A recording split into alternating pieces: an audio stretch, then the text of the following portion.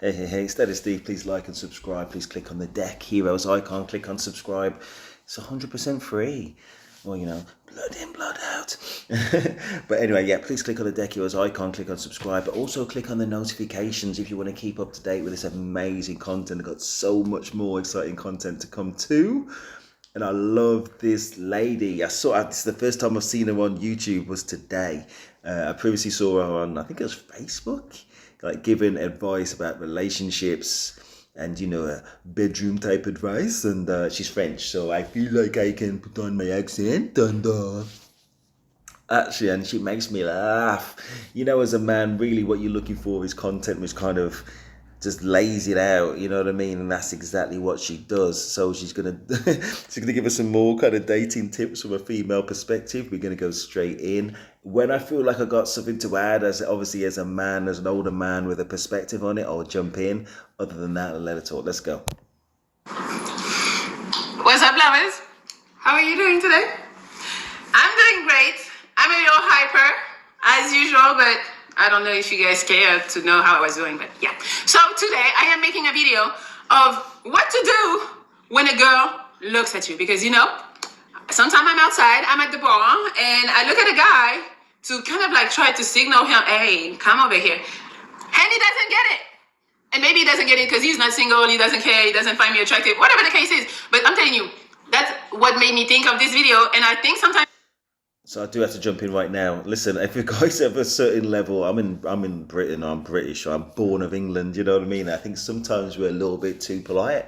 So she's saying that, yeah, sometimes he's not single. Sometimes he may kind of be in this delusion as a man and as men. And I hope, listen, don't make this mistake. That's why I'm doing this video, that you're going to get another chance down the line. Maybe that same night when she's already made a move to you and she's smiling at you, if you're actually interested in her, and you wouldn't mind saying hello to her and just having a chat, you know what I mean? And I don't mean a chat for the sake of it. I mean a chat because you're into her, then you need to go for it. And there's that kind of legendary 3-second rule. So the 3-second rule is just do it. Just do it. If you're going to delay, don't delay too damn long. And if you're going to look over and you actually are interested and she's smiling at you or giving you a bit of eye contact, just give her a smile back. Give her a smile back and then get yourself over there and say hello. My gosh. And if you do leave it too late, guarantee, listen, I've done this in my early career. The mistakes. Don't follow my mistakes. For goodness sake, save yourself. Then she would just think past you. She's rejected you in her mind. You're obviously not alpha. There's something about you which hasn't got the kahunas or that bit about you, if you want to put it a bit nicely, in order to go over and just say hello. Or maybe you're just not interested and she's feeling a little bit rejected now after she made that move to you with her eyes and her smile, potentially. One or the other. Get to it. Get to it, soldier. You guys, women look at you and you don't know what to do. You don't realize, like, yo, it's how I get in. And it's how I'm going to jump in the pussy quick. You guys be missing out on those points sometimes. So today I'm telling you what to do when she looks at you. Number one, don't freak out. You know you're the shit. Yes, she's looking at you. At you. You. She's looking at you, so don't be like, who she's looking at? Yes, she's looking at you. Dead in the eyes. She's looking at you. So, do not freak out. Compose yourself. Sorry. Compose yourself. The craziness. Number two, take 5 seconds. 5 seconds to yourself. Pretty much, so you saw her looking at you.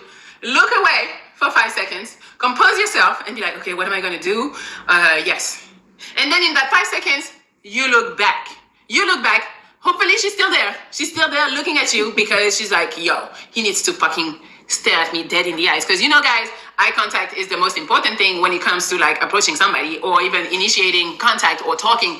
Eye contact, I love that shit. I love staring in a man's eye. And if the man can just stare back, it's over. I show him like half of a titty. I don't, but... Okay, yeah.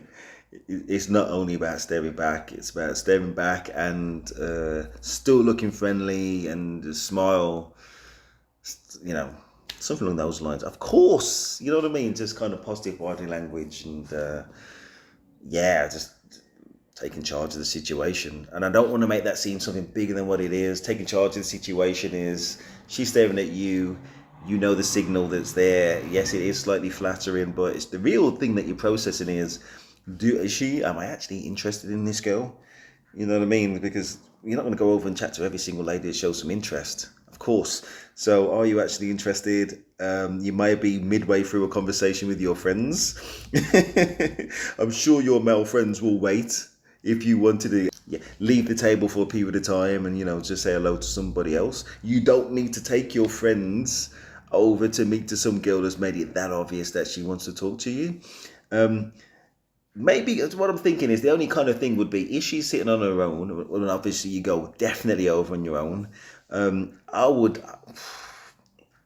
even if she's with a couple of friends, depending on how she's interacting with those friends, I probably would still go over my own. But if I got just a vibe that, there's a few of her friends that may well need to be, wingmanned, then obviously that's the conversation I have with my friends. Quick. Listen, that girl over there is having a look. And don't make it an extended conversation about whether you're going to go over or not. They need to kind of see that red flag. I can see that bat signal, like, now, act, now. And if they don't know initially, then hopefully with practice, they'll know when it's time to get to the call to arms, basically. Soldier. Anyway, let's see what else you got to say. I could. So what's going to happen in that 5 seconds that you are taking for yourself, like you're over here, she's going to have a little doubt. She's going to be like, wait, I just looked at him and he looked away. Like, she's going to be like, oh my God, I'm getting rejected. And women cannot handle fucking rejection. They expect you to handle it all day long. But the woman is like, I know I can do that. Like, But yeah, so you're going to create that doubt in her mind that maybe you don't like her. Maybe you're not interested. Maybe you're not single. All of this. But when you turn back, you look at her and you give her a little smirk. I can't do the smirk, but you're like, a little crooked smirk. A better one, obviously, but just a little smirk. When you give her the little smirk, stare right at her. Don't lose eye contact and be like, let's not listen, we're men. Let's not let's not overthink this. You are engaged in your kind of masculinity, this woman that you are interested in. If you're going to go over, you're going to reciprocate that smile, that look, you're going to give her a smile, and you're going over at some point. Again, whether you're going over with yourself or with a wingman, you're going over. This kind of little kind of grimace smile that she was talking, whatever it is, she's talking about a specific man that's done it for her. We are our own men. Don't worry about those details. Just do it. a little smile, but not like a full smile, like, a little one. Like, you saw her. I saw what you just did. I saw you staring at me, and I'm open. Come talk to me, bitch. Not bitch. Come talk to me, young lady. Who knows? Maybe you turn back. You thought she was looking at you, but she wasn't, and now it was accidental, You keep it moving, Well, she wasn't looking.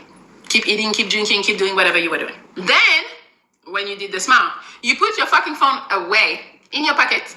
Because, I know we tend to look on the phone and be like, we're busy, especially when we are feeling a little nervous. We're like, okay, I do that all the time. I be taking my phone. I don't get shit in my phone. Or I go on Instagram. But then the message that you send is that you're not open for somebody to come in and talk to you. So they're not going to come and talk because they don't want to bother you in whatever you're doing. So I'm telling you, put the phone in your pocket and chill. Just chill. The next thing you do, you got to print a little bit. So you know how women do it all the time. Like, when they feel like somebody is watching them, they're like, they're touching themselves, they're adjusting their hair, You know what? I don't agree with her on this. Show off your forearms. Again, I think she's got a specific man in mind. But I think as a man, listen, you should just be going over there anyway. But if you're not, then you just want to be focused on positive body language. You're smiling to your friends. You're having a laugh. You're visibly sociable. If you want to drag it out for some reason, but don't drag it out for too long for the reasons already said. And your main mindset is, even if you're having that laugh and that positive body language, obviously you're not going to look like you're laughing at her, so it's dangerous ground. Long story short, you should be thinking about getting yourself over there. I don't know about showing off your forearms. Not quite sure what she means. Don't. Anyway, let's see what else she says. They're doing something. So what you need to do, the male version of that, is putting your sleeves up a little bit, and you show a little bit of that fucking forearm that hopefully, for me, if you have veins on your forearms, I don't know what it is with them veins, but I don't know if it makes me feel like you're strong and you're like the Incredible Hulk, you know, with all them veins. I don't know. I have something for veins, but I think women have something for veins and forearms that like look strong. And then hopefully you got a nice little watch that, so it's not like just like you're putting them up. I mean, you could, but I'm telling you, having a little watch shows that you have a sense of style, which is very important for women, and that you're like probably reliable, which I don't know if it makes real sense, but they think like because you got a watch, that means you're gonna be on time, stylish, and make you look reliable. So try to always have a fucking watch. And I'm not telling you go break the bank with a watch, but a watch is something you're gonna wear your whole life. You can have a watch your whole life. So if you're gonna spend money on, go spend money on a watch, spend money on shoes, because that shows sense of style too. Like me, the really spend money on is like, what I'm really thinking is one of my best mates. He had like about 20 odd watches. You know what I mean? And now he's like a top guy at an investment bank, not investment bank, bank, but a top guy. So he can probably afford 1,000 million watches. Anyway, so the main point is I do give it some thought. This is my watch here. I only mention this because she said it. She's brought it up. I think leather strap watches with, traditional style kind of say something about, it kind of goes nicer with a shirt, you know what I mean, with an open top shirt or a suit or something like that. And it goes nice with everything, but I think it does say something about kind of, I don't want to say class, but it may be class. If you're gonna go with like a nice digital, then you're more or less going with youthfulness, and there's nothing wrong with either. You know what I mean? So anyway, watches, point taken. I keep my and watch, but I only have one. so that's all. But you guys, like, that shows like so much. So just like look at the watch, okay, and keep doing what you're doing. I'm telling you. She's gonna, ooh, them fucking forearms. She's gonna want the whole forearm in her. I need to stop. And also the fact that you're checking your watch makes it look like you got somewhere to go. You're a busy man. Maybe she needs to take her shot right there and then because you might be out in a couple minutes. So, that gives her the sense of urgency. Oh, damn, he's about to leave. I need to make my approach right now. And then the last part, if she... That's what I thought she was saying. That the woman's gonna make the approach. Oh my God! Listen, that would never. I've said the N word, haven't I? Never. That's very, very, very unlikely to happen. All my dating career, I think maybe that's happened less than a handful of times, maybe about once or twice. In a whole range of situations, very unlikely to happen whether you give her the eye contact or not. And as a man, listen, men make the first move. I know we're in modern times now, but as a man, we know. It's more likely that we're going to have to make the first move. But anyway, points taken. Look at your appearance. Look at the watch. Look at the eye contact. Smile. She's looking at you. She's looking for cues. Got it. And come because she's shy. Go to her. Go to her. If she reciprocated the smile and all that shit, like, you have it open. So you go to her and be very like casual. When you walk regular. Don't walk like, it's like, oh my God, let me go over there. Or don't walk like too swaggy because this is lame. I'm sorry, it's lame. So walk regularly and then tell her, hey, my name is James. How are you? Simple. Fucking simple. Don't come up with like them fucking lines because lines, if it's not a good one, she's going to look at you like you're corny or like that's your line that you use on everybody. So she's not going to like that. Even if you say, hello, I'm James. How are you to everyone? That sounds more genuine. So that's something you should say to everyone that you meet kind of. So go with that. If she turns around and she's like, I'm fine, and then look away, okay, that wasn't for you to come, just be like, all right, and you go back to your seat. You should not care why she rejected you, or you shouldn't care that she rejected you, period. Like, you shouldn't care because she's rejecting something that she doesn't even fucking know. So you go back to your seat and go talk to another bitch. That's one. But if she's open and she's like, I'm fine, how are you? And you can just start a regular conversation, We always think like we need to have something lined up. You don't. You are a human. She's a human. Just go and talk to her regularly. Like, tell her, do you have any fun plans for this weekend? Or do you frequent this bar often? Or are you waiting on your friends? Or you're here by yourself? Like, there's a bunch of questions. But what you need to think and remember is that whatever she gives you, the little crumbs that she's throwing at you, like with her response, so hopefully she's saying some shit, you can piggyback on it and like expand the conversation. You always need to look for those things. So then that makes the conversation way easier on you, no stress. Like, let's say she says, okay, this weekend I have some friends visiting town and yeah, it's gonna be a good time. And you're like, oh, where are they visiting from? Are they from where you're from? What do you have plans for them? Like, what do you like? You can just go like with whatever she says, pretty much. You don't have to like put pressure on yourself, thinking like, okay, the conversation gotta be great. No, ask her a question, and with what she responds, just grab something and ask another question. And I'm telling you, the more you talk about her, the more she's gonna like you, because women want to talk about themselves. She might ask you a question. Hopefully, you can respond. But women like to talk. So the more you make her talk about herself, the better she's gonna feel. And one opener that I think that's one key, a few key pieces of advice. I think there's two parts. Yeah, definitely talk about her. So you've gone over to chat her up to make her feel special, and like you're actually interested in her. For goodness sake, it's not about us. I say being on center stage and taking that shine off. She isn't there for that. You didn't go over. If you go over there to make it about you as a man, or about us as a man, then obviously we're going in the wrong direction. Also, I said before, listen, just don't be too quick to move on from a subject area. Otherwise, you're going to get through all those subject areas, and just be careful to listen and see her cues about whether, say, she's struggling, and a little bit of silence isn't too long, just a little bit of a pause like I did just there, and then you can see if she fills that gap and say, okay. And then you go into another subject with confidence. And then you haven't lost that momentum, you know what I mean? But definitely make it about her. Let's see what else, or the tips we've got. You can always use, and I'll let you know that it works. One guy used it, only one used it on me, and I was like, oh, okay. The question was, what's your story? And that's a question that nobody asked. So right there, you're going to set yourself apart. And also, it's going to catch her off guard. So she's going to be like, oh. What's your story? What's your story? Is that a bit of an aggressive question? A bit like presumptive? As a black woman as well, I'm of colour, so I'm a black man myself. For a man to go up and say, what's your story? It's almost like you kind of putting her in a box, you know what I mean? And it's kind of like, is that a negative thing to say as well? What's your story? Like, justify yourself to me. I don't know about that. I mean, she's a woman, she's brought it up, so that's interesting. I don't think I'm gonna do that, Anyway, see what she says. You can talk to your own point of view. Let me know you can let me know in the comments if you want about whether you've tried it and it's worked, or what your point of view is about the likely success of that one. Obviously, it's worked on her, as I said, but let's see what else she's got to say. Okay, and she's gonna start wondering, okay, what's my story? And like bring her hopefully happy memories about where she's from, how she got where she's at now. And that's just like, again, she's gonna talk about herself. You know what? Okay, so I was thinking in terms of opener, but if you get to that point, listen, you know that emergency pull cord where you seem to have gone through a lot.